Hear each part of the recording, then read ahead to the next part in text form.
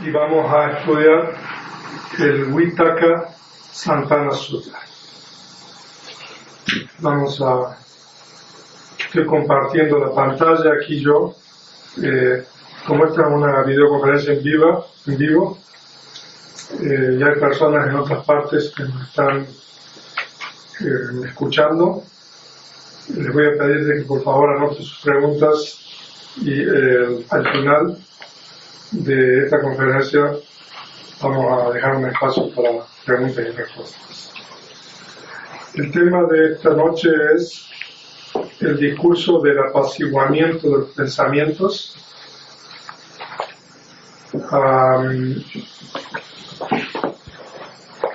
En Pali se llama el Vitakka Santana Sutta.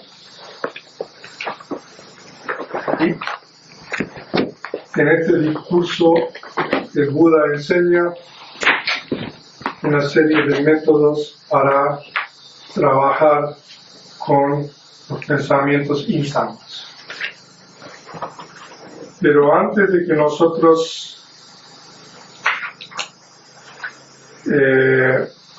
comencemos a estudiar el discurso, vamos a ver algunas cuestiones introductorias. Entonces nosotros ahora vamos a ver algo acerca del nombre del discurso. Ese es el nombre en Pali, son 3 voces. La primera es Vitakka, que significa pensamientos. El segundo nombre es Santana, que significa detención, apaciguamiento. Y Sutta, que significa discurso. Entonces, Vitakka Santana Sutta significa el discurso del apaciguamiento de los pensamientos. Lo que quiere decir aquí es de que la voz Pali Santana significa detener, en realidad. O sea, entonces el discurso en el cual se detienen los pensamientos, pero en realidad a pensamientos hay que calificarlos, porque se refiere a detener los pensamientos insanos. ¿No? O sea que Vitakka significa pensamientos, pero en este preciso discurso, como vamos a ver más adelante, se refiere a detener los pensamientos insanos. Detener significa en realidad eliminar o quitarlos, removerlos. Entonces vamos a la siguiente diapositiva. Y aquí nosotros tenemos una sinopsis, un resumen del discurso. En este discurso el Buda explica 5 métodos para apaciguar los pensamientos intrusos asociados con las 3 raíces insanas del deseo, odio e ignorancia.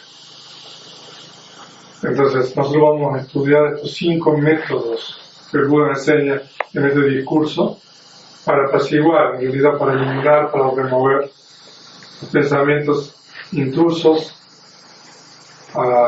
Después vamos a explicar a qué se refiere esto de intrusos asociados con las 3 raíces insanas del deseo, odio e ignorancia. Vamos a explicar todo, esto es una sinopsis.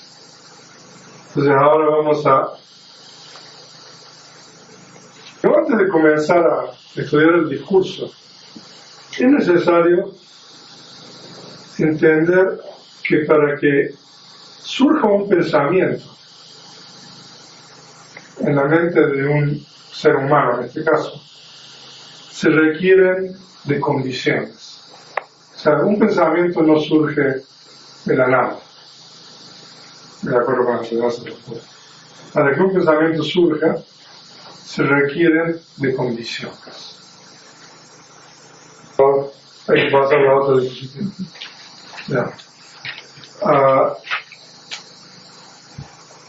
Solamente cuando existen condiciones puede surgir un pensamiento. Si no hay condiciones, o sea, uno no tiene pensamiento. Por ejemplo, cuando uno está durmiendo, sin soñar. Uno no tiene pensamiento en ese lapso de tiempo. Durante ese periodo no existen las condiciones propicias o adecuadas para que uno tenga un pensamiento o para que uno tenga pensamientos.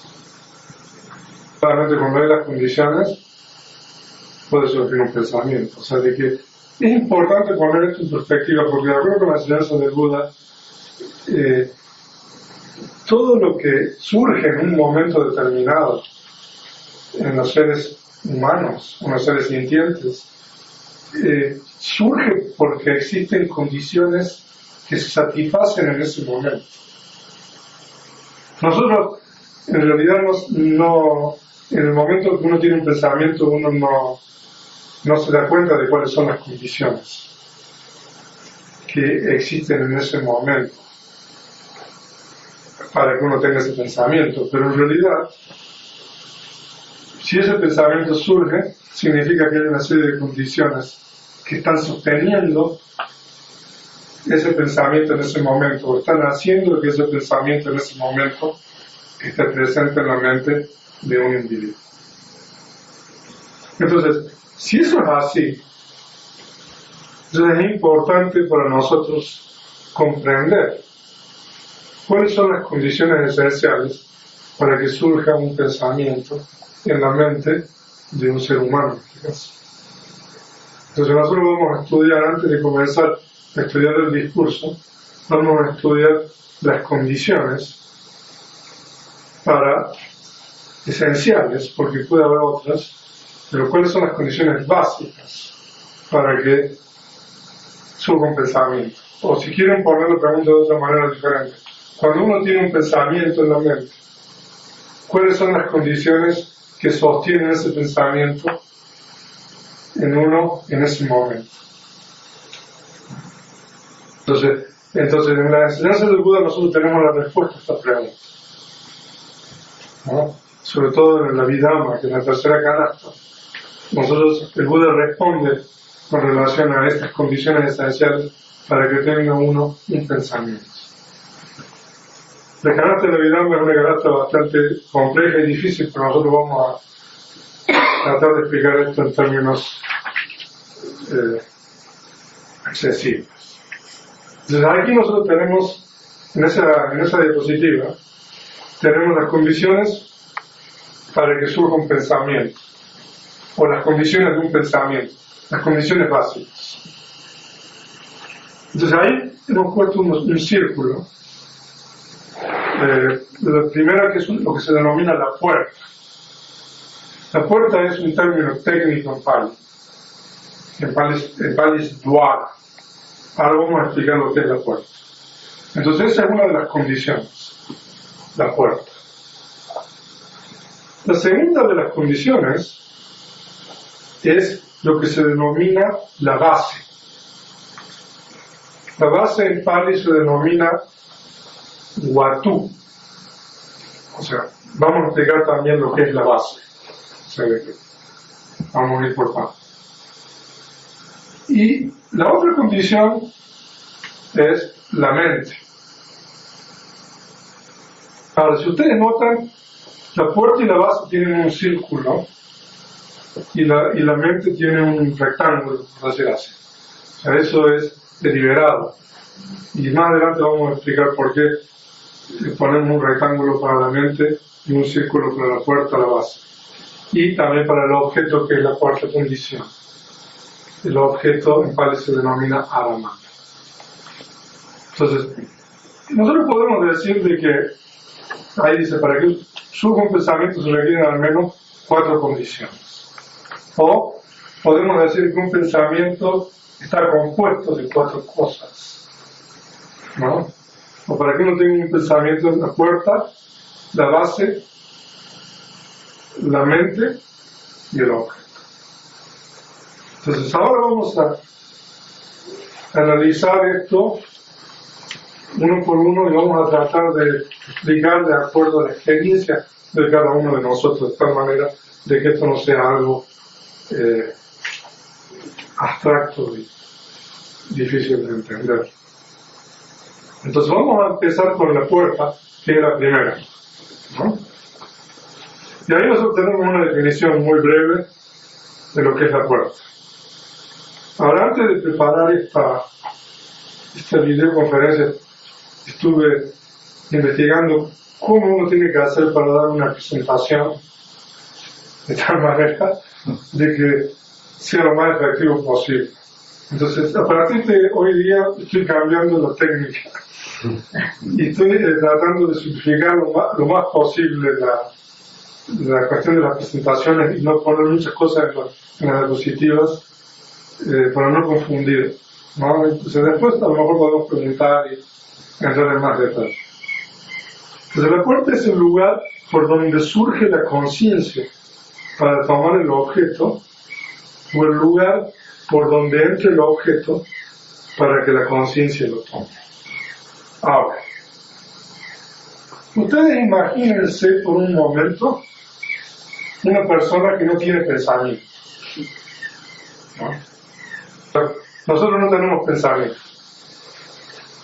Y de repente surge un pensamiento, ¿no? Para que un pensamiento surja, la conciencia anterior, en donde no hay un pensamiento, tiene que dar lugar a el pensamiento que surge. Entonces, la puerta es esa conciencia anterior, inmediatamente anterior, al momento en que surge el pensamiento. Antes que uno tiene el pensamiento, uno tiene un flujo de conciencia en la cual no hay pensamiento.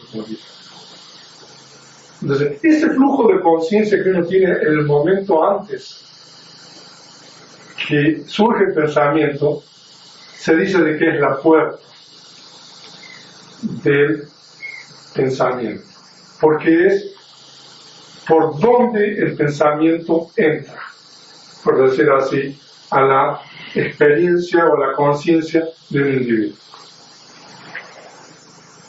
Es como si el pensamiento entrara, digamos, como uno entra por la puerta de una casa, ¿no?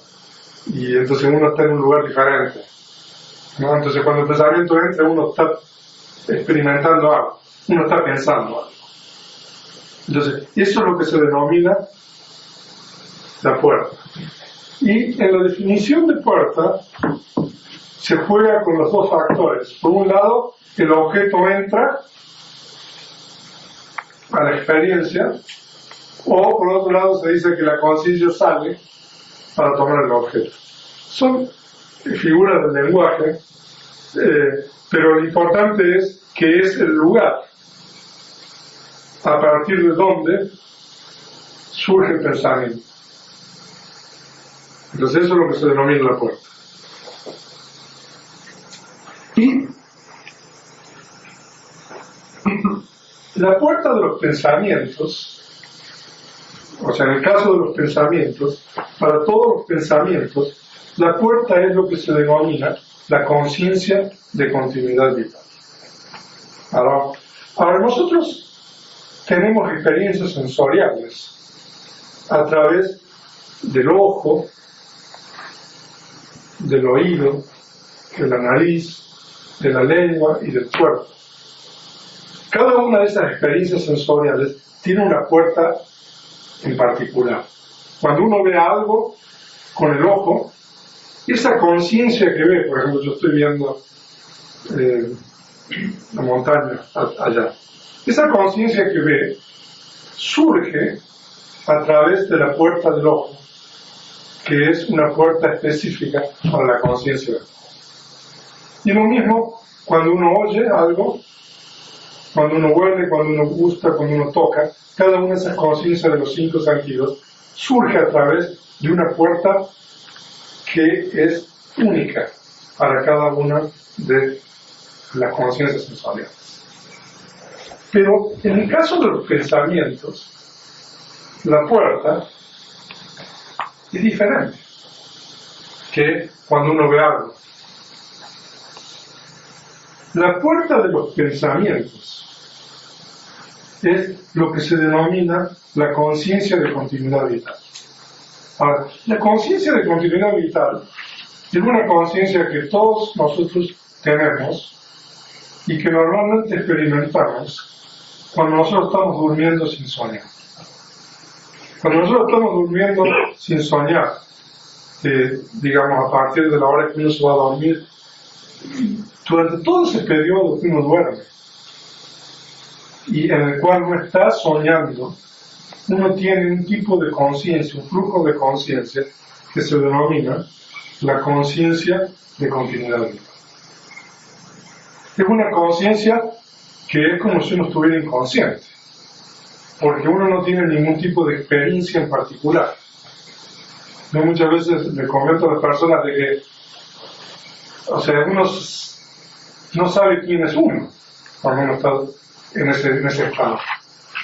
Uno retoma su individualidad cuando uno despierta al día siguiente y retoma esa continuidad de su agregado o su existencia, pero durante el periodo que uno está durmiendo, o sea, uno no tiene una experiencia en particular. Y esa conciencia se llama conciencia de continuidad vital. Tiene un nombre muy preciso en Pali, se llama Bhagwanga. Bhagwanga es una voz Pali que significa Bhagwa, que significa existencia, y Anga, que significa constituyente o componente. Y se denomina de esa manera porque esa conciencia es la conciencia de que permite de que uno continúe viviendo durante todo ese periodo. Porque normalmente nosotros tenemos conciencias activas. Yo no sé si ustedes se han puesto a reflexionar, pero es tan grande el cambio que un individuo tiene durante el día, ¿no? Y a partir del momento que ese individuo se va a dormir. ¿No? Si uno reflexiona, se da cuenta, es inmenso. O sea, uno entra en un estado en el cual, o sea, uno no sabe quién es uno.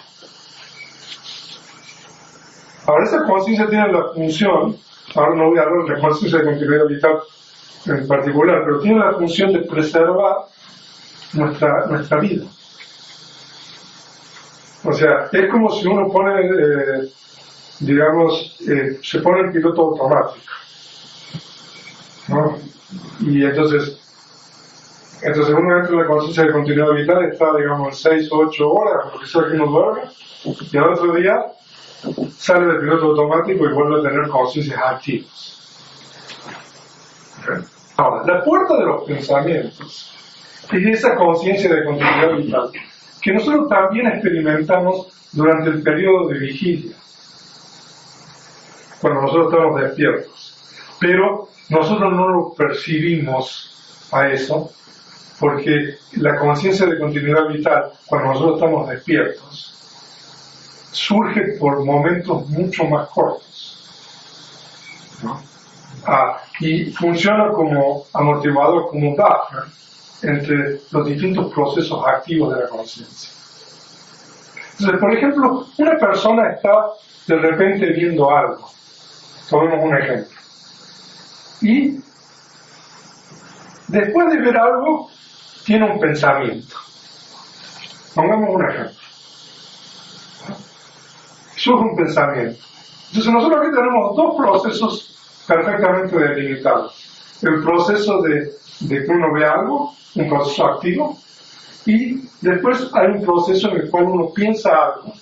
Digamos, uno ve algo agradable y tiene apego hacia eso que ve.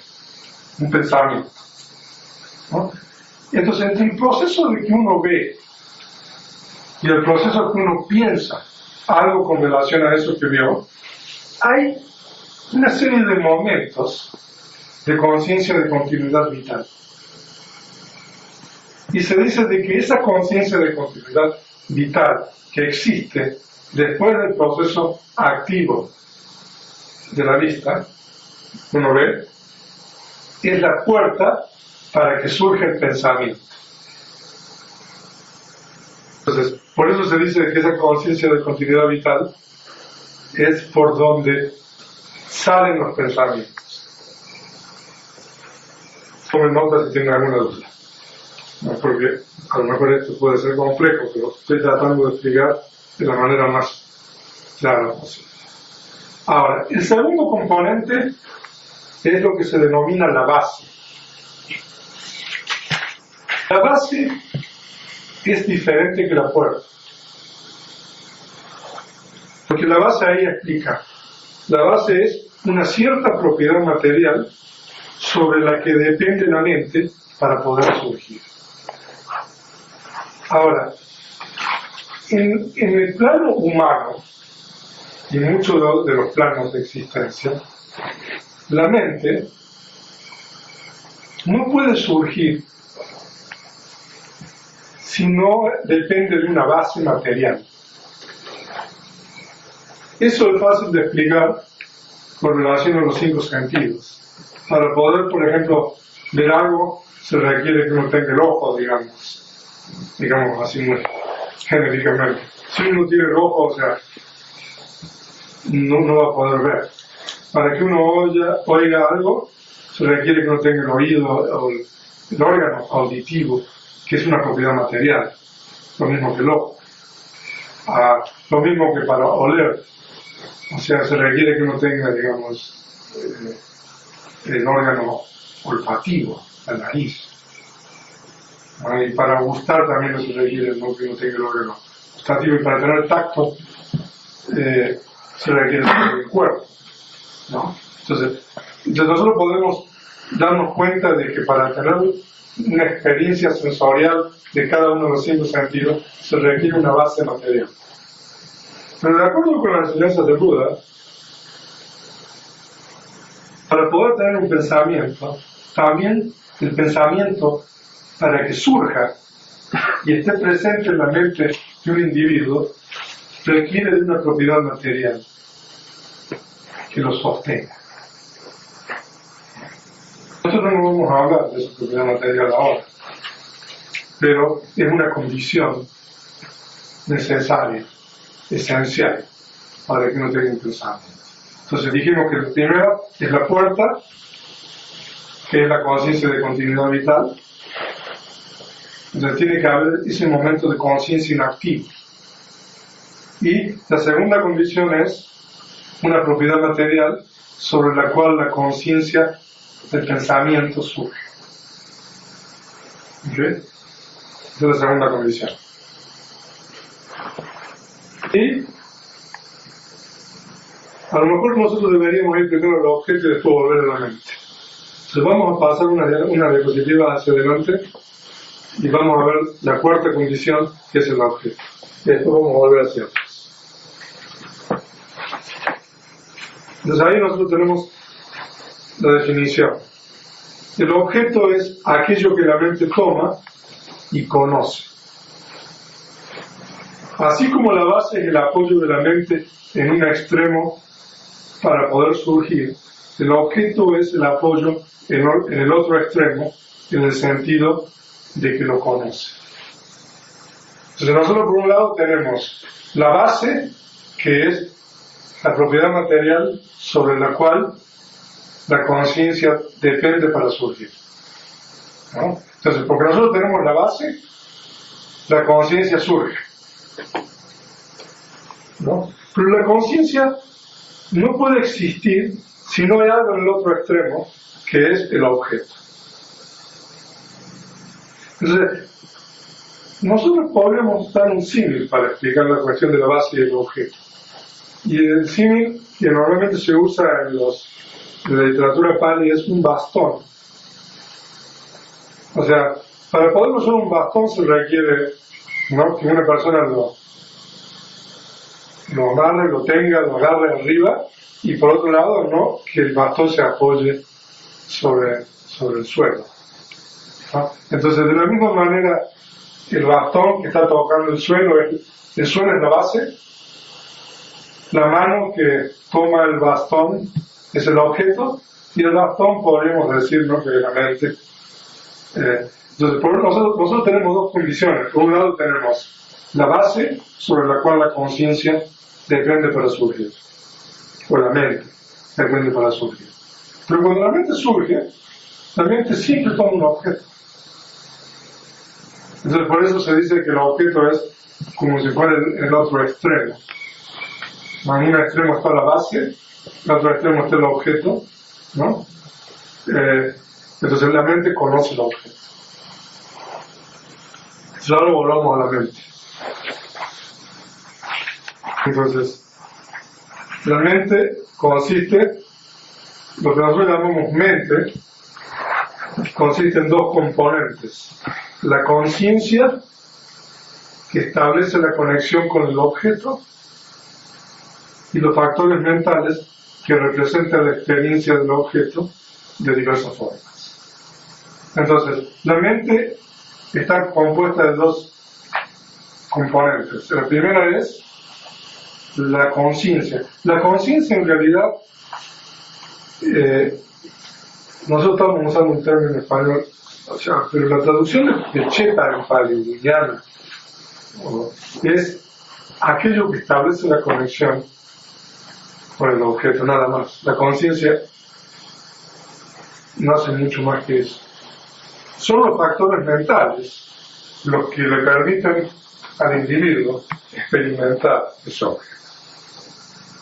Pero gracias a que la conciencia realiza la conexión. La conciencia y los factores mentales siempre surgen juntos. La conciencia establece la conexión, los factores mentales, una vez que se ha establecido la conexión, experimentan ese objeto. Entonces, nosotros con lo que hemos visto hasta ahora, nosotros tenemos ahora las 4 condiciones de un pensamiento. La primera es la puerta, estamos resumiendo lo que hemos visto, que es la conciencia de continuidad vital, que es una conciencia pasiva, inactiva, que existe en un momento antes que uno tenga un pensamiento. Se dice de que es esa conciencia la puerta, porque es a través de ahí que sale el pensamiento. Y después la base, que es una cierta propiedad material sobre la cual se apoya, digamos, la mente, la conciencia, para tomar ese objeto que uno experimenta cuando uno tiene pensamiento. Entonces la base, la mente, que está formada de dos componentes, la conciencia, que establece la conexión, y los factores mentales que experimentan el objeto, y el objeto, ahí dice que el objeto puede ser cualquier cosa. O sea, el objeto de un pensamiento, a diferencia de los objetos de los otros sentidos, puede ser cualquier cosa en realidad, de acuerdo con la vida. Puede ser un concepto, puede ser una realidad última, o sea que no podemos entrar en eso. Podemos estudiar distintos tipos de pensamientos, pero digamos que el objeto puede ser cualquier cosa. Entonces ahora que nosotros tenemos, o sea, nosotros sabemos qué es lo que existe en un individuo cuando uno tiene un pensamiento. Entonces ahora vamos a analizar estas condiciones, porque este análisis de las condiciones que nosotros vamos a realizar está ligado con el discurso que vamos a estudiar. Entonces, cuando uno tiene un pensamiento, digamos, ahora, cuando uno tiene un pensamiento insano, ese pensamiento que existe en ese momento determinado, existe porque hay una serie de condiciones. La primera condición es la puerta, que es la conciencia de continuidad vital. Y esa condición es una condición que ya está dada. Por eso ahí dice determinada. Todos nosotros tenemos esa conciencia de continuidad vital, y como esa conciencia de continuidad vital ya existe, entonces ya existe esa condición, ya está dada, no hay nada que nosotros podamos hacer con relación a esa condición, por eso tenemos pensamiento. Y la segunda condición es la base. Es una propiedad material sobre la cual la mente depende cuando surge. Esa propiedad material en cada uno de nosotros ya está dada, está determinada. Nosotros no podemos hacer nada. Por supuesto, podemos hacer algo con relación a la base, como es una propiedad material, o sea, esta propiedad material puede ser afectada por otras propiedades materiales, ¿no? Si a uno le ponen, no sé, una anestesia, ¿no? O si uno va a entrar en un estado de, no sé, de inconsciencia, que no va a tener pensamientos, ¿no? O sea, en realidad, o sea, cuando yo digo que no puedo hacer nada, o sea, que está determinado, me refiero a que eso ya uno ya lo tiene. Por supuesto de que un poco lo que la medicina, ¿no?, moderna, los medicamentos y todo lo demás normalmente trabajan sobre las propiedades materiales, nosotros podemos afectar eso. Pero yo digo que está determinado porque cada uno de nosotros tenemos esa base. Y porque nosotros tenemos esa base, nosotros tenemos pensamientos, como tenemos la cuerda. Ahora, la mente tiene dos componentes. La conciencia, en el momento que la conciencia surge, eso está determinado. Pero, ¿cuáles son los factores mentales que surgen con la conciencia? Eso es variable. Nosotros tenemos cierto rango de modificación con relación a los factores mentales que surgen junto con la conciencia. Y el objeto que uno experimenta, eso puede ser cualquier cosa y eso es indeterminado. Entonces, en las condiciones que nosotros tenemos aquí, entonces nosotros tenemos la puerta que está determinada, la base que está determinada. Si ustedes quieren generalizar un poco más esta explicación, digamos que la mente es indeterminada, ¿no? Y el objeto es indeterminado. Entonces, de este análisis que nosotros hacemos, nosotros nos podemos dar cuenta cuál es el rango de posibilidades que nosotros tenemos para trabajar con los pensamientos que surgen en nuestra mente. Y el discurso que vamos a estudiar aquí, en realidad, trabaja sobre estos elementos. O sea, por supuesto que en el discurso no le está diciendo eso.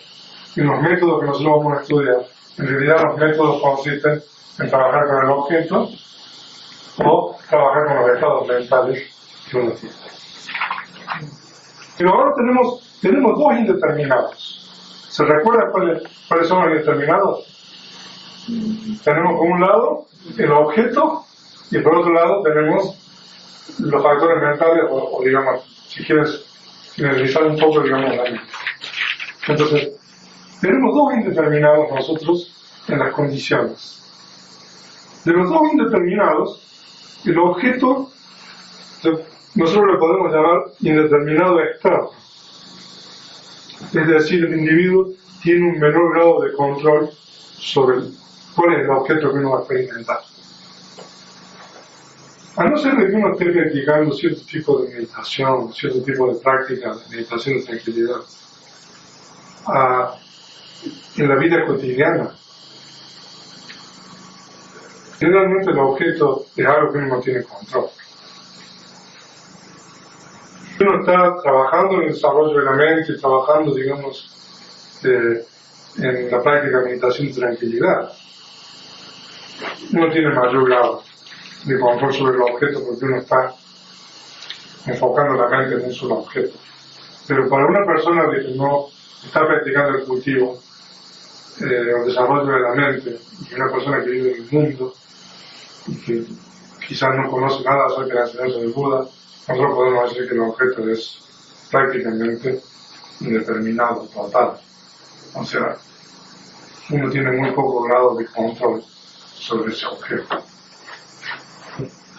En cambio, los factores mentales son lo que nosotros podemos llamar indeterminados internos. Porque los factores mentales es algo que uno tiene, podríamos decir, libre albedrío con relación a los factores mentales que uno hace surgir. Entonces, libre albedrío existiría quizás en una persona de que ha alcanzado el estado de Rajam. O sea, que el cuarto grado y el grado más alto de iluminación. Entonces, una Rajam siempre va a tener estados sanos, factores mentales sanos. Pero desde el punto de vista de las posibilidades o las probabilidades, nosotros decimos que con relación a los factores mentales, o sea, uno tiene un mayor grado de control, es decir, que depende de uno. ¿Cuáles son los factores mentales que surgen con relación a ese objeto? Pero es importante tener en cuenta estas cosas que nosotros hemos visto hasta aquí. Porque el discurso del apaciguamiento de los pensamientos, en el discurso del apaciguamiento de los pensamientos, el Buda enseña 5 métodos para apaciguar o remover, digamos, pensamientos insanos. Y estos 5 métodos, en realidad, si ustedes los analizan de este método que nosotros hemos visto, de las condiciones, en realidad giran alrededor de trabajar con el objeto o trabajar con los estados mentales que uno hace sobre ellos. Lo demás es determinado, está más allá de nuestro control, es algo que está dado y nosotros no vamos a poder hacer nada. Entonces, por eso es importante, como el Buda dice, saber lo que es posible y lo que no es posible. O sea, engañarnos a nosotros mismos con relación a algo que es posible cuando es imposible, o algo que es imposible que es posible. Entonces nosotros ahora sabemos, al haber analizado las condiciones, qué es lo que es posible con relación a los pensamientos. Ahora, el discurso del apaciguamiento de los pensamientos, entonces describe 5 métodos para eliminar los pensamientos insanos e intrusos. Cuando surge un pensamiento insano, para una persona de que sigue las enseñanzas del Buda, uno debería decir que ese pensamiento no solamente es insano, sino que es intruso. Porque es algo de que uno debería hacer algo para remover, ¿no? Y estos 5 métodos están basados en los 2 indeterminados que vimos anteriormente, el objeto y los factores mentales. Ahora, entonces nosotros hasta aquí hemos respondido a la pregunta, yo creo que ¿qué es un pensamiento? Yo creo que nosotros hemos dado respuesta a esta pregunta. Un pensamiento es algo que existe porque existen condiciones. Si uno le quita las condiciones, eso no existe.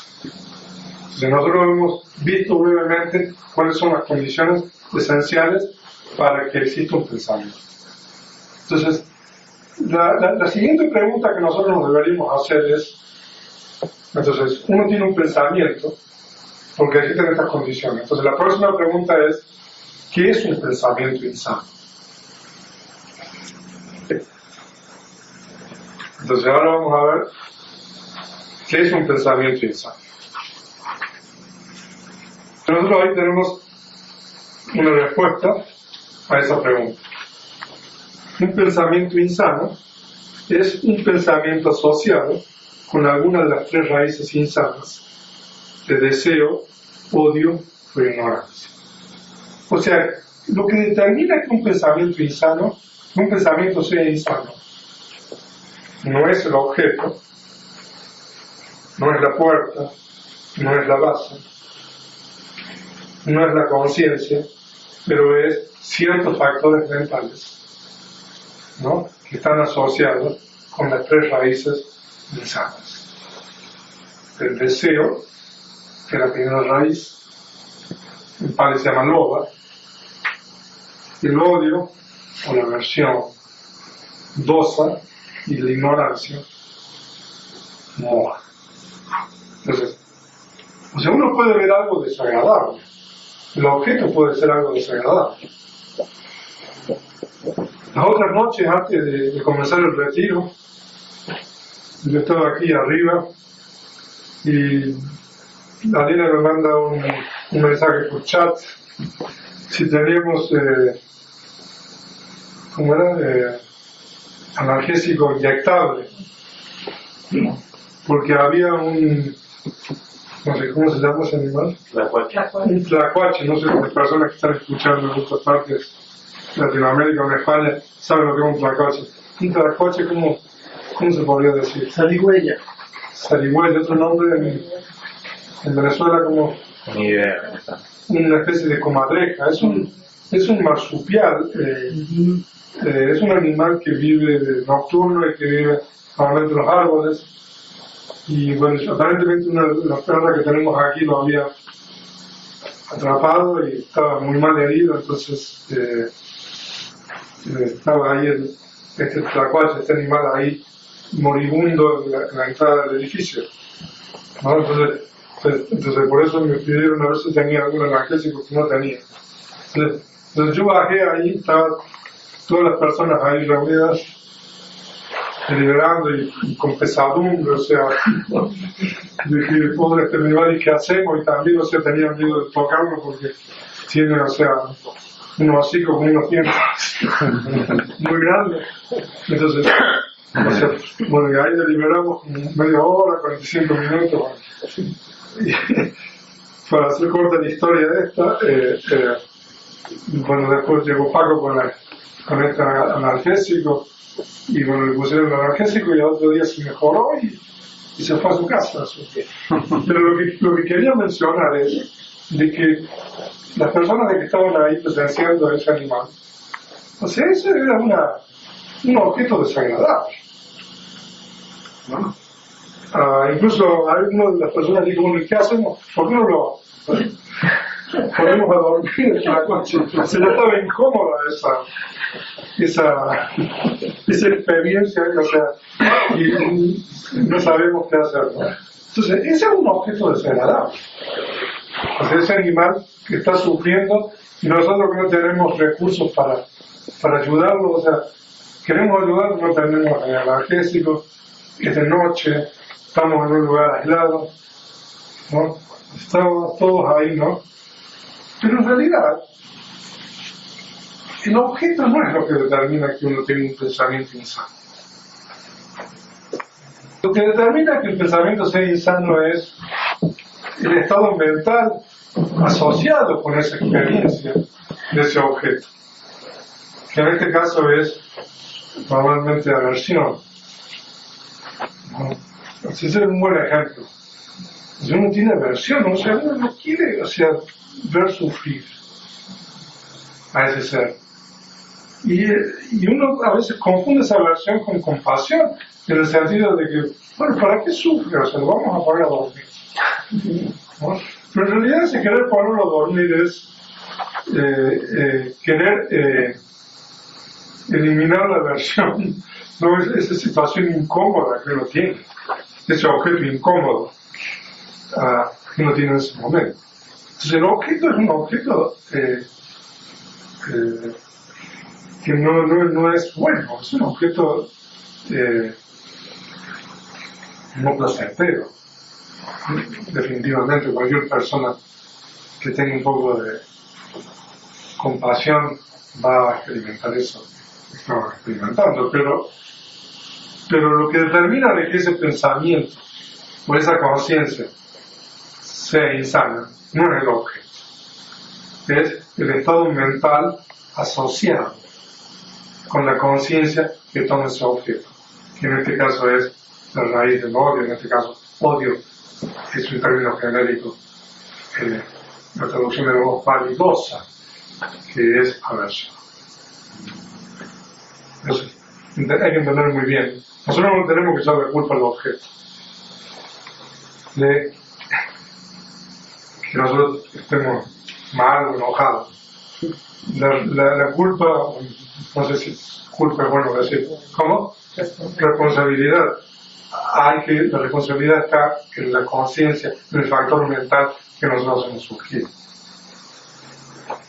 Ese no era un momento para dar una plática, ¿verdad? Porque estaban todos muy ahí, o sea, no deliberando y todo lo demás, pero o sea, uno comprende de que también uno tiene una posibilidad ilimitadas ahí para poder ayudar a ese animal. Entonces uno comprende que un objeto desagradable, pero uno no tiene una conciencia con esta raíz, especialmente de aversión. Entonces, el criterio para determinar si un pensamiento es insano son los factores mentales asociados para ejercer estas tres raíces: el deseo, aversión e ignorancia.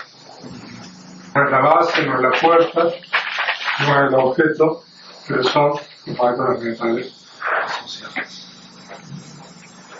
Pues ahí está lo que acabo de decir.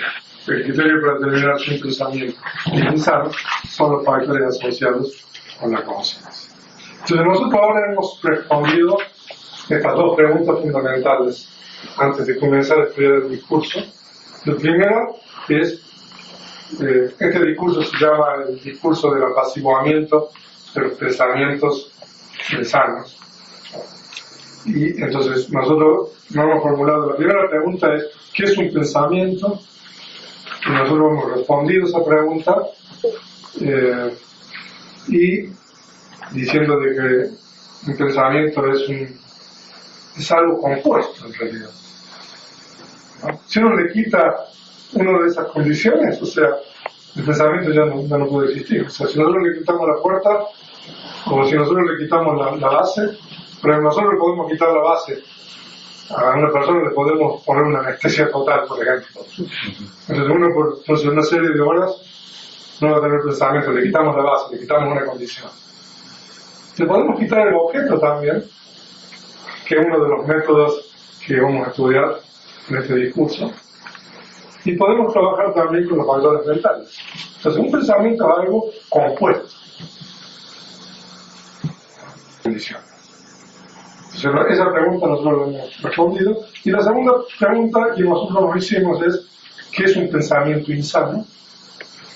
Y nosotros hemos respondido esa pregunta también al determinar de que lo que determina que un pensamiento sea insano o sano son las raíces asociadas con la conciencia que toma ese objeto. Entonces, yo creo que con esto...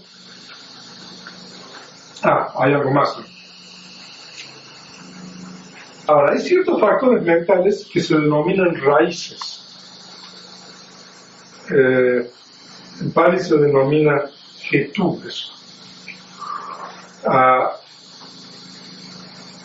Se denominan raíces porque estos factores mentales le dan firmeza y estabilidad a la conciencia asociada. Entonces, hay ciertos factores mentales que tienen esa cualidad de darle estabilidad y firmeza. Esos factores mentales que le dan estabilidad y firmeza a la conciencia asociada y a los factores mentales asociados reciben el nombre de raíces. Y esas raíces pueden ser raíces insanas o pueden ser raíces buenas. Cuando un proceso mental de pensamiento está asociado con alguna de las tres raíces insanas, el deseo, odio e ignorancia, entonces se dice que este es un pensamiento insano. Entonces nosotros con esto vamos a, yo creo que finalizar esta videoconferencia. Han pasado más de 50 minutos, pero vamos a dar ahora lugar a preguntas. Si ustedes me dan un momento para que yo acceda al chat. No tengo el chat aquí.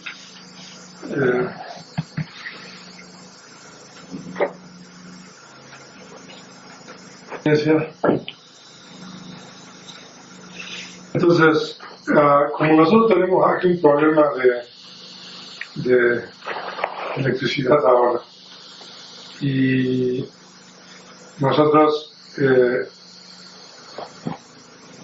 estamos con un generador, entonces yo voy a utilizar el chat, la cuenta de Alina, para no usar más ancho de banda y poder responder las preguntas. Entonces, yo no sé, las personas que nos están viendo a través de internet, ¿me podrían por favor decir si se vio bien la videoconferencia para dar lugar a la sesión de preguntas y respuestas?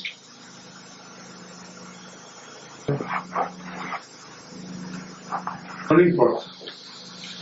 Aquí me dice de que hay 17 personas conectadas. De Uruguay. De Uruguay, excelente tanto sonido como visual. De Uruguay, buenas noches, admirable. Me perdí toda la primera parte de la conferencia. No pude escuchar la explicación de lo que es un pensamiento. Gracias por reanudar con la videoconferencia. De Argentina, todo muy bien. Ahora, esta videoconferencia va a estar disponible de cualquier manera a través de audio y video después que se termine. O sea, de que el que no lo pudo ver, ya va a poder ver. Todo muy bien. Todo lo han visto bien. Entonces vamos a pasar a las preguntas. Voy a primero a tomar preguntas de aquí, en el monasterio. Entonces, les voy a pedir que por favor, la persona que haga la pregunta en voz alta para que se escuche las personas que están viéndonos a través de internet. ¿Quién? Sí, Winston. Dale, dos preguntas. Okay. La conciencia siempre tiene un objeto. Entonces mi pregunta es si la conciencia de Bhavanga tiene un objeto también. Y pasa de un objeto a otro cuando surge la condición. Correcto. O sea, siempre la conciencia tiene un objeto. La conciencia no puede existir sin un objeto. Es como el símil del bastón. ¿No? Para que uno pueda caminar con un bastón se requiere, ¿no?, que uno lo lleve, que uno vaya apoyándose. Entonces, la conciencia siempre necesita de un objeto. La conciencia de continuidad vital o Bhavanga tiene un objeto oscuro. Es un objeto que nosotros nunca vamos a saber cuál es. Pero tiene un objeto y es por eso de que esa conciencia existe. ¿No? Pero después de que uno pasa de esa conciencia de continuidad vital a un pensamiento, por ejemplo, entonces ese objeto ya es un objeto diferente. Y esa conciencia es una conciencia diferente porque es una conciencia activa. Entonces, por eso nosotros podemos decir que conocemos el objeto en un cierto grado. ¿No? La conciencia de continuidad vital de Bhavanga también se dice de que conoce el objeto, no porque uno esté consciente del objeto, sino porque esa conciencia existe y surge. ¿No es la segunda pregunta?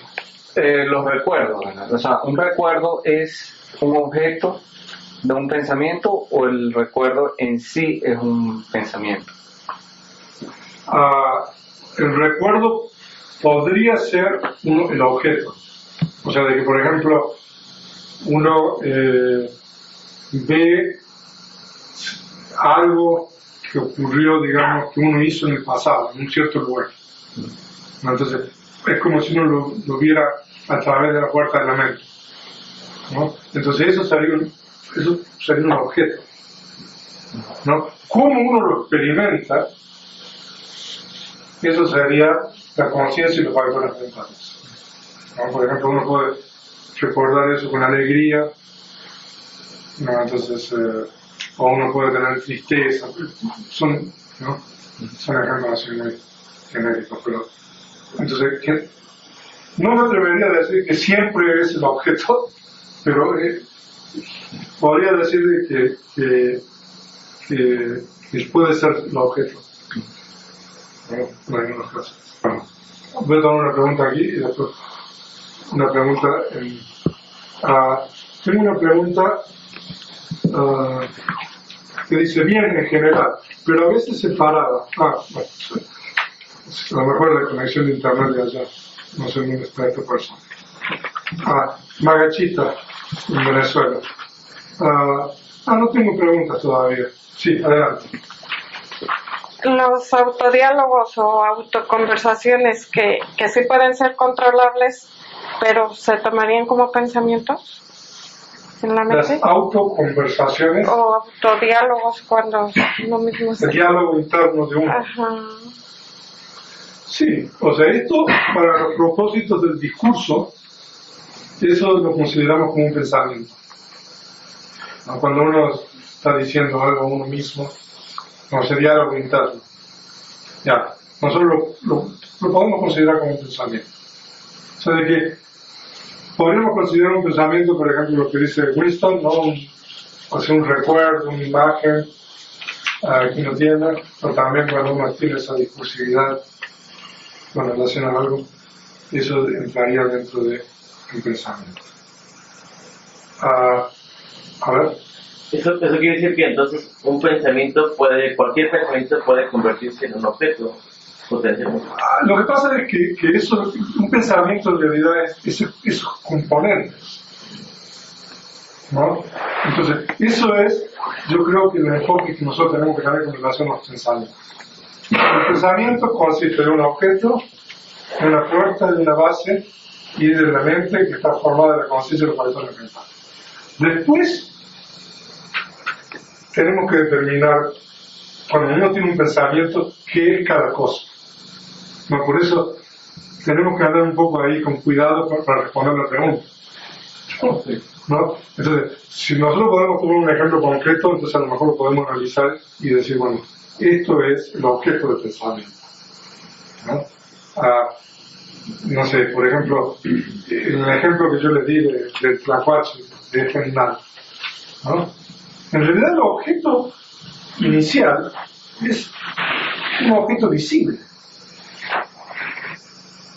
Pero después hay una serie de procesos mentales, en la cual uno piensa si pude hacer, ¿no? Con este animal, o sea, a lo mejor preocupación, ¿no? Si lo dejo aquí, la perra me va a morder, si lo pongo en una caja me va a morder a mí. O sea, cosas así, ¿no? Entonces hay toda una serie de estados ahí. Entonces la forma de enfocar esto es tener en cuenta esas las condiciones. Entonces, nosotros tenemos las condiciones, tomemos un pensamiento y lo analicemos. Ahí tiene una pregunta, sí. ¿Se puede inferir de que el apego es al deseo como los factores mentales y a la conciencia? El apego es al deseo. Como los factores mentales a la conciencia. A ver un poquito más. Digo por lo indeterminado del pensamiento, del objeto de la mente. Digo, el apego es al deseo como los factores mentales es a la conciencia. Pero el apego y el deseo en realidad es lo mismo. Es el mismo estado mental, es la misma raíz. Son distintos modos a lo mejor de la misma raíz. Repregunto. Sí. ¿El deseo solo, sin apego, no es puro? como la conciencia no es pura sin factores Bueno, el mentales. deseo en realidad es un estado mental insano. Entendiendo por deseo, ese deseo, esa, ¿cómo se dice? Tratar de poseer algo, ¿no? Eso es el deseo como insano. O sea, a mí me gusta esto, ¿no? Entonces yo lo quiero tener. Entonces, ese querer tener eso es lo que se llama deseo, el tan padre. Y el apego es, una vez que uno lo tiene, no querer separarse de lo que uno tiene, ¿no? En realidad eso corresponde a la misma raíz, que en Pali se llama lobo, ¿no? Pero son distintos modos. Uno es querer poseer algo y lo otro es no querer desprenderse de algo que uno tiene. Hago esta relación por esto, pregunto, el apego en este caso sería indeterminado, como los factores mentales. Ya, o sea que, por ejemplo, uno ve un objeto agradable, ese objeto es una condición para que uno normalmente tenga apego o deseo. Pero es solamente una condición. Pero uno puede no hacer surgir eso con relación a ese objeto. Por eso es indeterminado. El objeto puede ser indeterminado o no. No sé, si uno lo lleva a uno ahí al frente del animal del tlacuache, para que lo vean, ¿no? Pero uno se puede ir, ¿no? Y evitar mirar eso. Pero como vamos a ver el discurso, ¿no? Entonces, volviendo a la pregunta, entonces el deseo y el apego son los factores mentales o las raíces de esta insanas que son indeterminadas. Por eso se trabaja sobre eso. El objeto es indeterminado, pero bueno, pero es más difícil a veces trabajar. Voy a contestar una pregunta a través de internet.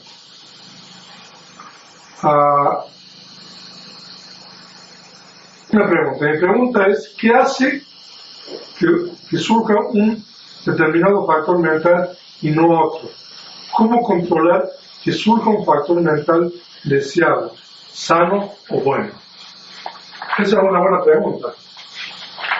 O sea, de acuerdo con la enseñanza de Buda, lo que determina de que uno haga surgir un factor insano o sano es lo que se denomina en Pali Yoniso Manasikara, que es una correcta consideración con relación al objeto. ¿No? Por ejemplo, volviendo al ejemplo del animal del tlacuache, si uno tiene correcta consideración, uno no va a tener una conciencia asociada con la aversión. Pero si uno no tiene correcta consideración, uno va a tener conciencia asociada con la aversión. Entonces esa es la respuesta a esa pregunta. Otra pregunta, Javier. Venerable, cuando tenemos un pensamiento sano y desear que se materialice, al desear lo transformamos en insano.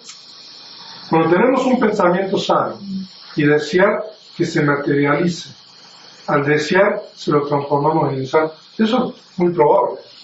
A veces uno puede pasar de un estado sano a un insano, ¿no? O sea, uno, por ejemplo, puede tener una buena experiencia, digamos, en la práctica, ¿no? Y después uno quiere volver a tener lo mismo. Entonces ese deseo de volver a tener eso es insano. ¿No? Entonces, por ejemplo, aquí contesto esta pregunta y vuelvo a ver. ¿Es posible apaciguar mis pensamientos ante la pérdida de mi padre? Y surgen las lágrimas, la meditación me tranquiliza, pero surge nuevamente el pensamiento. ¿Es posible apaciguar ese pensamiento? La respuesta es sí, y nosotros vamos a estudiar en la próxima clase estos métodos para apaciguar estos pensamientos. O sea, hay 5 métodos que nosotros vamos a estudiar. A ver, Lourdes tenía una pregunta. Sí, lo único que quería decir es que entonces el pensamiento puede crear materia. El pensamiento puede crear materia. El pensamiento, sí, claro, o sea, el pensamiento puede generar propiedades materiales, genera definitivamente. Ya, otra pregunta. A ver. Mi pregunta es, ¿qué es un pensamiento insano? Pero mi duda es, dentro del insano, ¿hay más graves y otros menos graves?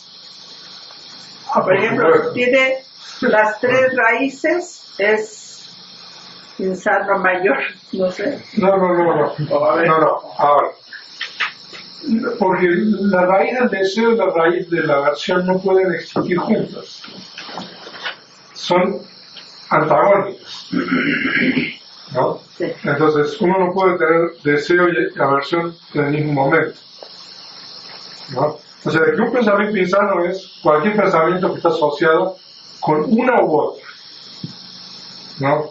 Si está asociado con deseo es insano, o si está asociado con la aversión es insano, no asociado con la ignorancia es insano. Nosotros vamos a estudiar ejemplos de esto en el discurso, porque en el discurso uno puede tener pensamientos insanos con relación a seres sintientes o con relación a cosas.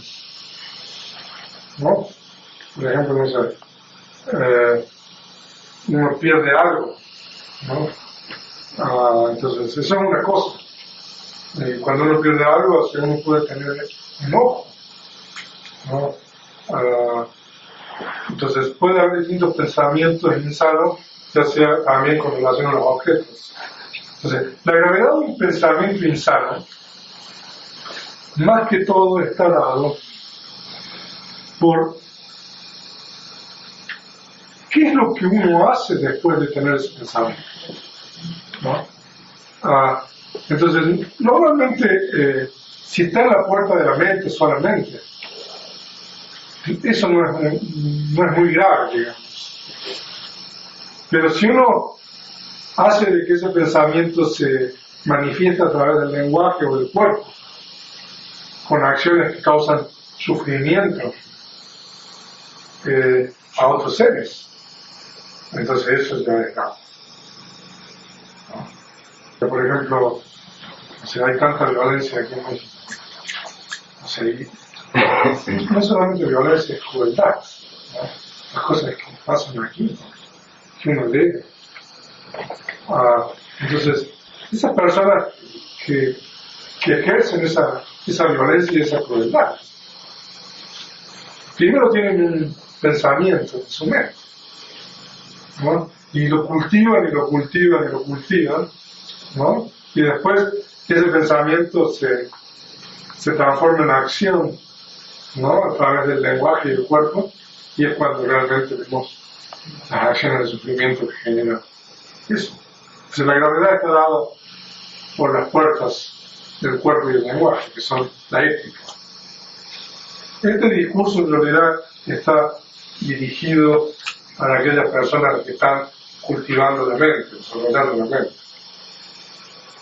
No está dirigido a otros niveles.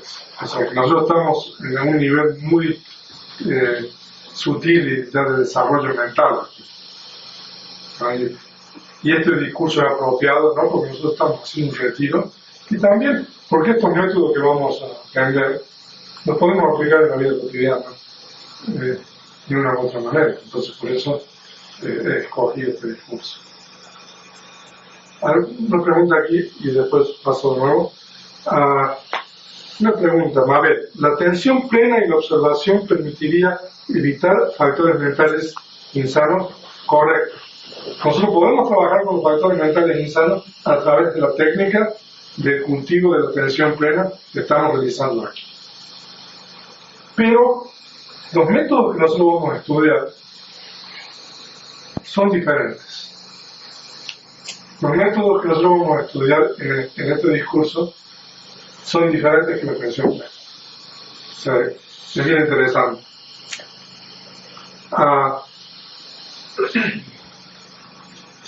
Otra pregunta. Entonces, la manera de controlar nuestros pensamientos para que siempre sean sanos tiene que ver necesariamente con la correcta percepción o consideración del objeto. Nuevamente, por favor, esperemos hasta que estudiemos los 5 métodos. Porque la respuesta que yo di, ¿por qué uno tiene un pensamiento insano? Es porque uno tiene incorrecta consideración. Pero, ¿cómo uno hace para remover el pensamiento insano? O sea, cuando uno tiene un pensamiento insano, uno ya se equivocó, por decir así. Pero bueno, pero nosotros ahora tenemos que corregir esta situación. Entonces nosotros vamos a estudiar los métodos. ¿No? Pero si uno siempre tiene correcta consideración, nunca va a tener un pensamiento insano. Entonces, no nos sirve esto. A ver, otra pregunta. Por lo que lo fundamental sería siempre intentar percibir correctamente la naturaleza de los objetos, y nosotros tenemos que centrar nuestra atención o no. Esperemos. ¿No? Nos estamos adelantando. ¿No? Otra pregunta. ¿Es lo mismo los pensamientos que las formaciones mentales del cuarto skandha? No. Si acabamos de explicar de que un pensamiento está formado de condiciones. ¿No? O sea que cuando uno tiene un pensamiento tenemos estas 4 condiciones. ¿No? La puerta, la base, la mente, que está formada de la conciencia, los factores mentales y el objeto. Entonces, no es correcto, ¿no? Porque si decimos que los pensamientos son estas 4 condiciones, no podemos decir que el cuarto skandha, ¿no? El cuarto skandha solamente corresponde a los factores mentales, que es una de las 4 condiciones. ¿Pueden nombrar los métodos que se estudiarán? No.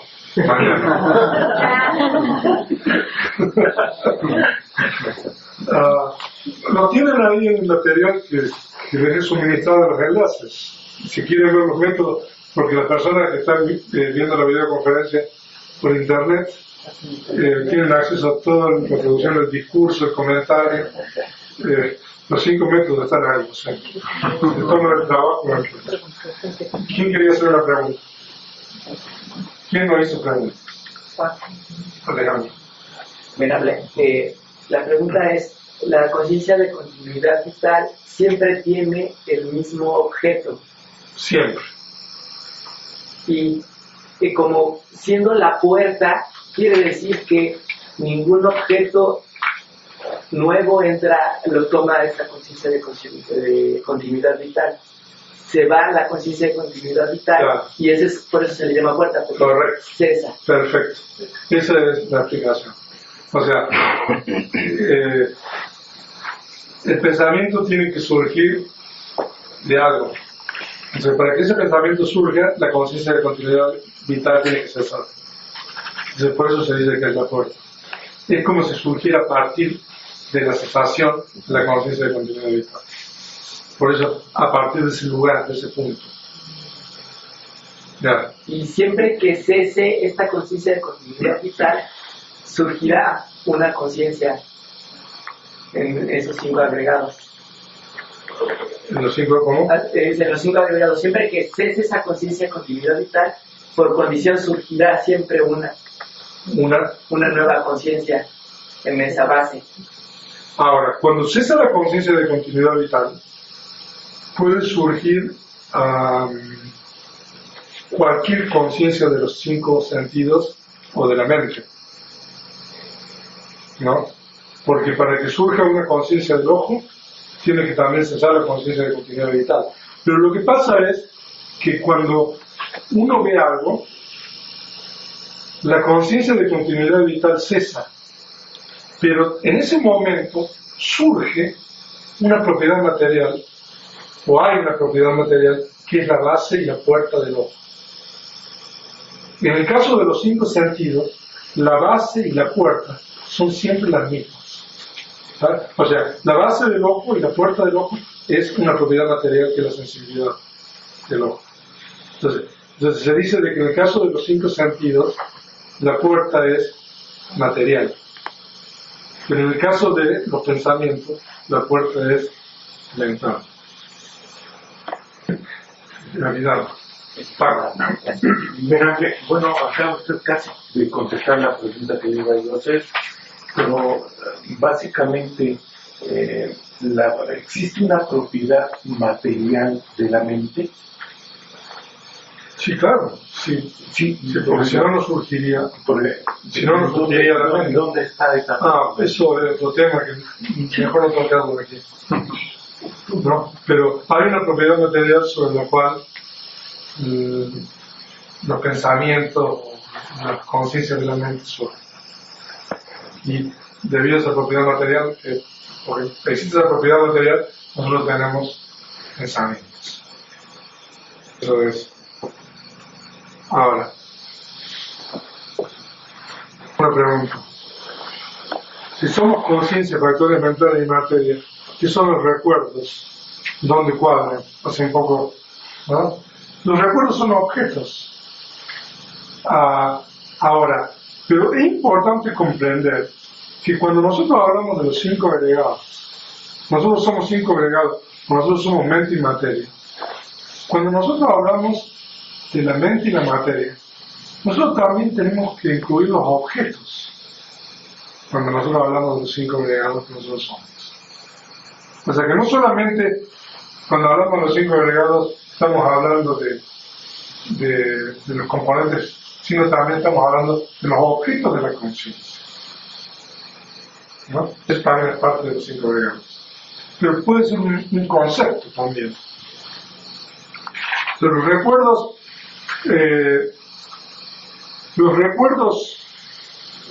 volvemos a la diapositiva de los objetos, puede ser cualquier cosa, ¿no? El objeto de la mente puede ser cualquier cosa. ¿Por qué surge un recuerdo? Esa es una pregunta que es muy difícil de responder. Si ustedes leen en la Abhidhamma, hay una serie de condiciones que pueden hacer surgir, por ejemplo, un objeto de la mente. Entonces, es prácticamente imposible saber por qué surge un recuerdo. ¿Cuáles son las condiciones? Puede estar asociado con algo que uno vio en el momento anterior que uno tiene un recuerdo y uno no está consciente y por eso surge. ¿No? O puede haber otras condiciones.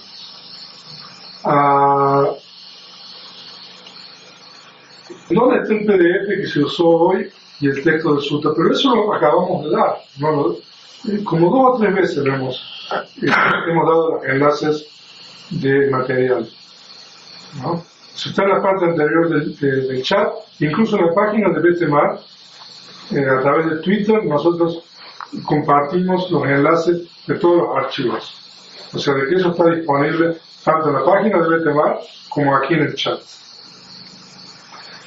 ¿Quién tiene una pregunta? A ver, ¿quién no hizo pregunta? Sebastián. Después.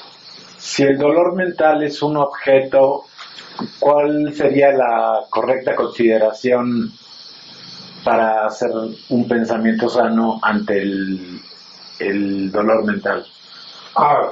Eso es una buena pregunta. El dolor mental normalmente tiene un objeto. No, porque el dolor mental es un factor mental. Y como ese factor mental está asociado con la conciencia, siempre hay un objeto. Entonces, uno tiene dolor mental porque hay un objeto. Pero uno puede hacer del dolor mental el objeto también. Entonces, por ejemplo, uno puede experimentar dolor mental cuando uno recuerda algo desagradable, por ejemplo, ¿no? Que le pasó a uno.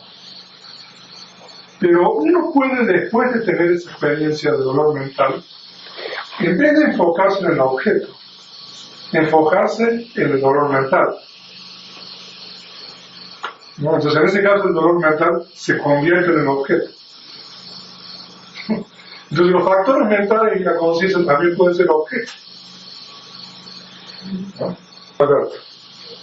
¿Qué hay de los pensamientos a futuro?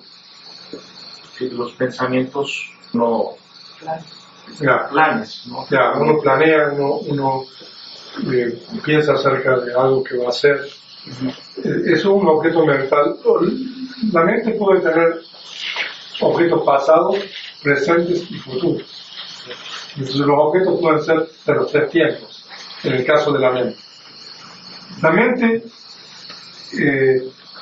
digamos, es el sexto sentido, de acuerdo con la vida. ¿No? Tenemos la mente, el objeto del ojo siempre presente. El objeto del oído, de la nariz, de la lengua y del cuerpo son siempre presentes. Pero los objetos de la mente pueden ser de cualquier tipo. Puede ser pasado, presente, futuro, pueden ser conceptos, pueden ser realidades últimas. O sea, no hay nada que la mente no pueda tomar. Pregunta aquí. Aquí me dicen de que mañana, la próxima conferencia mañana a la misma hora, a las 19. A ver, si lo planteo de otra forma. ¿Se puede decir que los recuerdos están almacenados en ninguna parte, en alguna parte? No. No existe un almacenamiento. Volvemos a lo mismo. Acabo de decir de que para que surja un pensamiento se requieren condiciones. Solamente cuando se satisfacen las condiciones uno tiene un pensamiento. Y para el objeto es lo mismo. O sea, nosotros no tenemos un almacenaje, ¿no? Solamente condiciones. Y esas condiciones existen porque existe una cierta fuerza detrás de las mismas.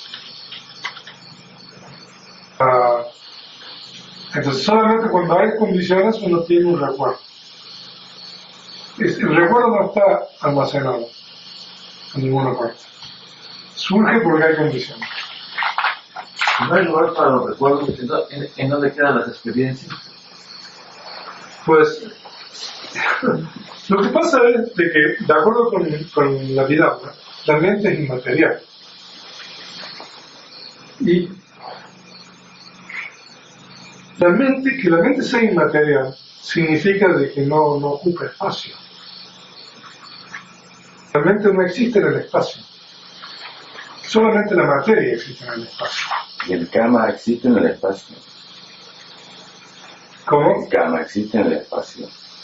El karma existe en el espacio. El karma tiene dos componentes. El karma tiene un componente mental, que es inmaterial, que no existe en el espacio, y tiene un componente material, que sí existe en el espacio. Cuando nosotros hablamos del resultado del karma. El resultado del karma puede ser mental, puede ser material. Porque uno puede experimentar algo también por el resultado del karma.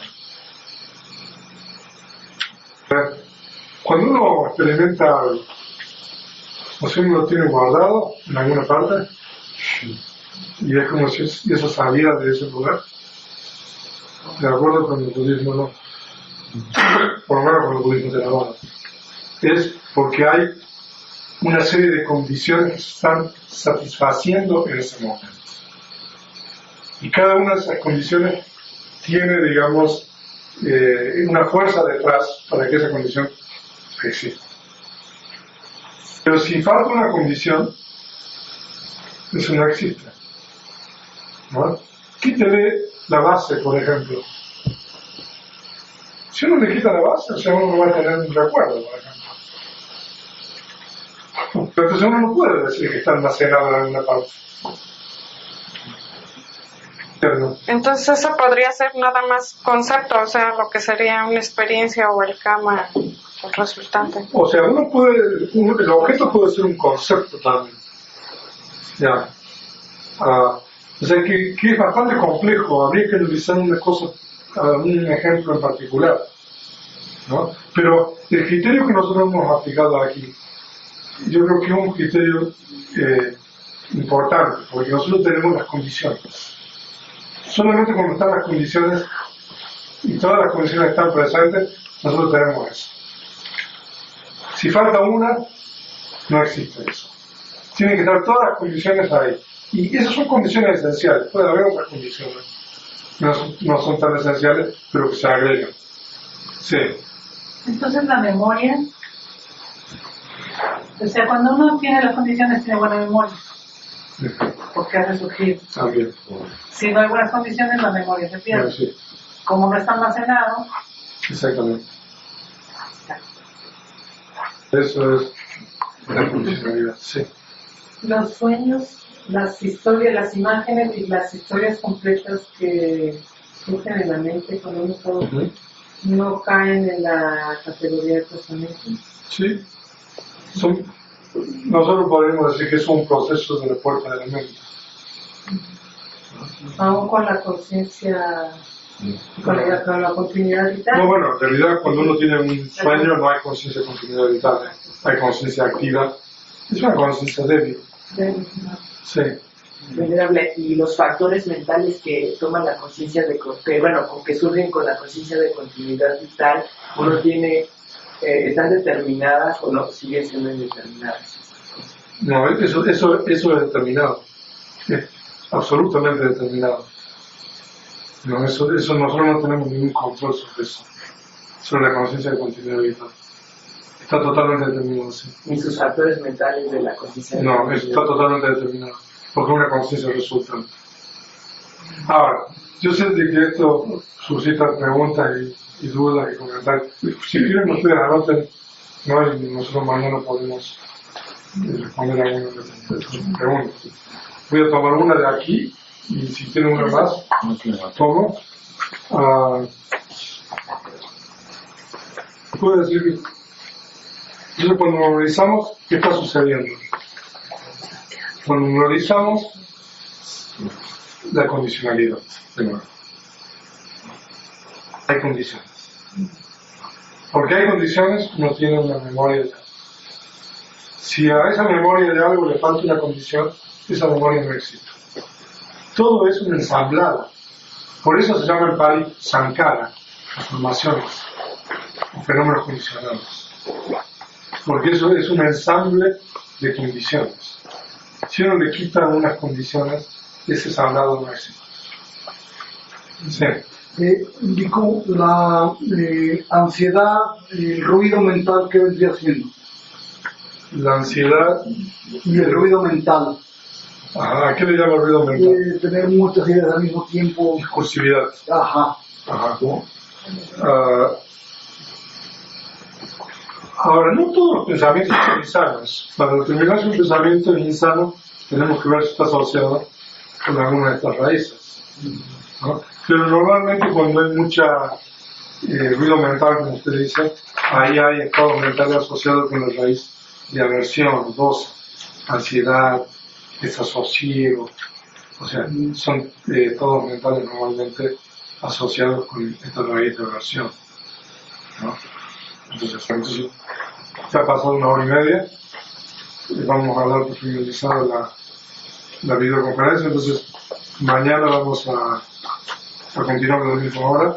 Esperemos que tengamos mejores condiciones aquí con la electricidad y todo eso, pero bueno, aparentemente ha funcionado bien.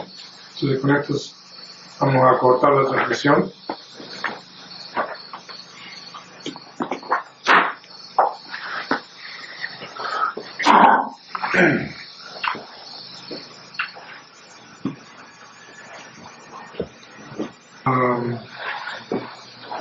Si hay alguna otra pregunta, a ver si.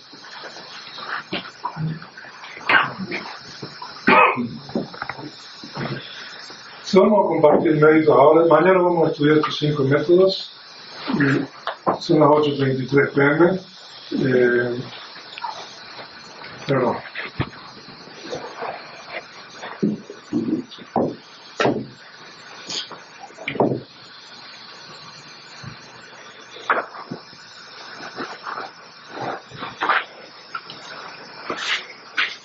Cuando nosotros hemos realizado acciones meritorias, nosotros compartimos méritos con todos los seres.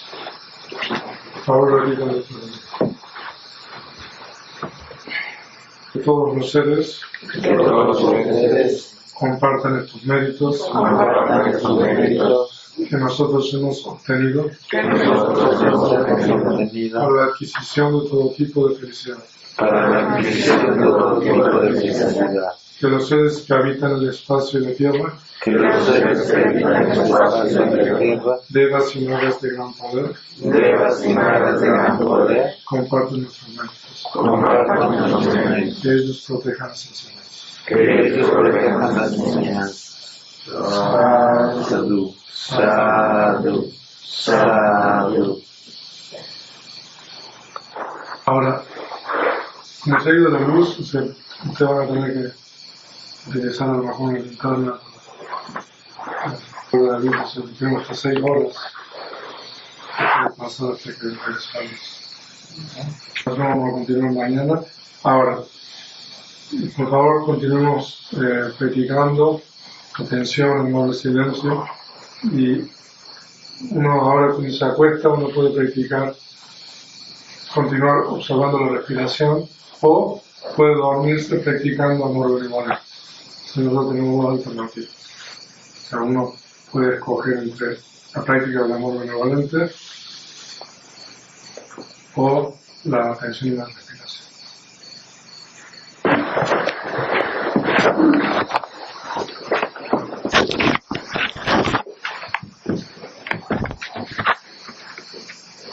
Imaja